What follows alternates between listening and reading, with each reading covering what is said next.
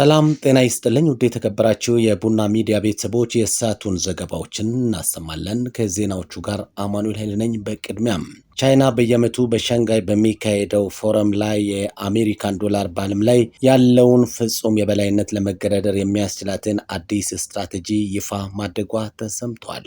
በሌላ ዘገባ ደግሞ ለማክሮ ኢኮኖሚ ሪፎርም ድጋፍ የሚውል የ70 ሚሊዮን ዩሮ የብድር ስምምነት መፈራረሙ ተሰምቷል። የፌዴራል ተቋማት ተንቀሳቃሽ የመሶብ አገልግሎት ሙሉ ቀን ክፍት ሆኖ አገልግሎት ይሰጣልም ተብሏል። ይህንና ሌሎች ዘገባዎችን ከኛ ጋር ከሆናችሁ ትሰሙታላችሁ። ለዩቲዩብ ቻናላችን አዲስ ከሆናችሁ ሰብስክራይብ ማድረጋችሁንም አትርሱ።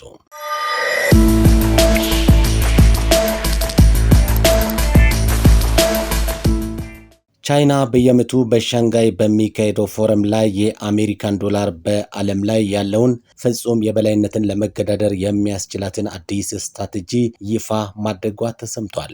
ቤጂንግ ያቀረበቻቸው አዳዲስ እርምጃዎች አርኤምቢ የውጭ ፋይናንስን ማሳደግ፣ ለውጭ ሀገራት ማዕከላዊ ባንኮች አዳዲስ የፋይናንስ አቅርቦቶችን መፍጠርና የድንበር ተሻጋሪ የንግድ ልውውጦችን ማስፋፋት ላይ ያተኮሩ ናቸው።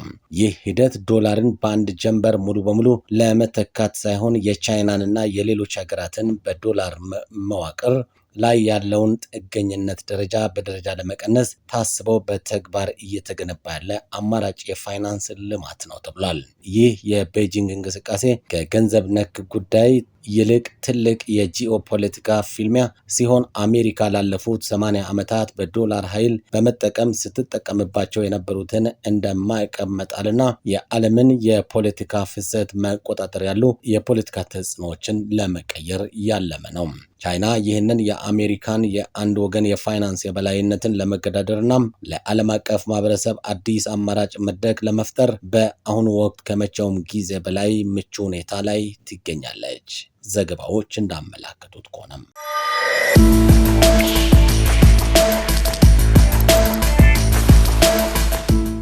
ለማክሮ ኢኮኖሚ ሪፎርም ድጋፍ የሚውል የ70 ሚሊዮን ዩሮ የብድር ስምምነት ተፈራረመ።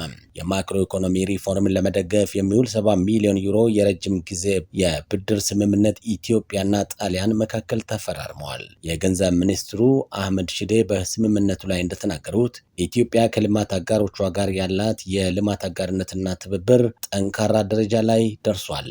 ኢትዮጵያ ከጣሊያን 150 ሚሊዮን ዩሮ የበጀት ድጋፍ እንደሚኖራት ጠቅሰው በዚህም መሰረት የ70 ሚሊዮን ዩሮ የረጅም ጊዜ ቀላል ብድር ስምምነት ተፈጽሟል ብሏል። በጣሊያንና በኢትዮጵያ መንግስት መካከል ጠንካራ የኢኮኖሚ ትብብርና ወዳጅነት አለ ያሉት ሚኒስትሩ የጣሊያን የኢትዮጵያን የኢኮኖሚ ሪፎርምና የተለያዩ የልማት ስራዎች ከሚደግፉ አጋር አካላት መካከል አንዷ ናትም ብሏል። ኢትዮጵያ ባለፉት 2 ዓመታት የተሟላ ማክሮ ኢኮኖሚ ማሻሻያ በማድረግ በተሳካ ሁኔታ ማጠናቀቋን በመግለጽ ስምምነቱ የሀገሪቱ ሀገር በቀል የኢኮኖሚ ሪፎርም ተጠናክሮ እንዲቀጥል የሚያግዝ መሆኑንም ገልጿል። ኢትዮጵያ ከጣሊያን መንግስት ጋር በኢነርጂ፣ በቡና፣ በከተማ ልማት ዘርፍ ጠንካራ ትብብር እንዳላት የገለጹት አቶ አህመድ የኢትዮጵያ ኢኮኖሚ ሪፎርም ሂደት ውጤታማነት ላይ ከፍተኛ እምነት እንዳላቸው የሚያሳይ ነው ብለዋል። ኢትዮጵያ ለሶስተኛው የበጀት ድጋፍ ምዕራፍ ከዓለም ባንክ ጋር የ1 ቢሊዮን 450 ሚሊዮን ዶላር ስምምነት መፈራረሟንም ጠቅሷል። በኢትዮጵያ የጣሊያን አምባሳደር ሴም ፋብሪዝ በበኩላቸው ጣሊያን ኢትዮጵያ በጀመረችው የሀገር በቀል ኢኮኖሚ ሪፎርም ሂደት ውስጥ አጋር ሆና ትቀጥላለችም ብሏል። ስምምነቱ ጣሊያን ለኢትዮጵያ የሪፎርም ሂደት እያደረገችው ላለው ተከታታይ ድጋፍ አንዱ ማሳያ መሆኑን ጠቅሰው ኢትዮጵያ ተግባራዊ ባደረገችው የሀገር በቀል የኢኮኖሚ ሪፎርም ተከትሎ ወደ ትክክለኛ አቅጣጫ እየተጓዘች እንደምትገኝም ጠቅሷል።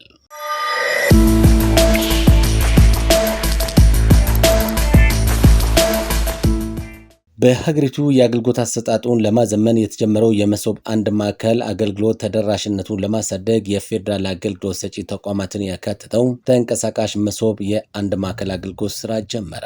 ዘወትር ከጠዋቱ 2:45 እስከ ምሽቱ 1 ሰዓት ድረስ ሙሉ ቀን ክፍት ሆኖ አገልግሎት እንደሚሰጥም ተገልጿል። የአንድ ማዕከል አገልግሎት ዋና ስራ አስፈጻሚ ዮናስ አለማየሁ እንደገለጹት የትምህርትና ስልጠና ባለስልጣን፣ ገቢዎች ሚኒስቴር ኢሚግሬሽን እና ዜግነት አገልግሎት፣ ብሔራዊ መታወቂያ፣ የሰነዶች ማረጋገጫና ምዝገባ አገልግሎትና ሌሎችም ዲጂታል አገልግሎቶችም ተካቷል። የተንቀሳቃሽ አገልግሎት ሰኞና ማክሰኞ በመስቀል አደባባይ፣ ረቡዕና ሐሙስ በቤቴልና አየር ጤና አደባባይ፣ አርብና ቅዳሜ በሀያት አደባባይ ይገኛል። ይህ አገልግሎት በየሳምንቱ በተለያዩ አካባቢዎች የተዘዋወረ የሚሰጥ መሆኑም ተገልጿል። አገልግሎት አሰጣጡን ለማዘመንና ለማሻገር አገልግሎት እየሰጠ የሚገኘው መሶብ የአንድ ማዕከል አገልግሎት ከተጀመረ በአንድ ዓመት ውስጥ በሁሉም የአገሪቱ ክልሎች 70 ማዕከላትና 3 ተንቀሳቃሽ የመሶብ አገልግሎት መሰማራቱንም ገልጿል። ከ1.2 ሚሊዮን በላይ ሰዎች በማዕከሉ አማካኝነት አገልግሎት ማግኘታቸውን ጠቅሰው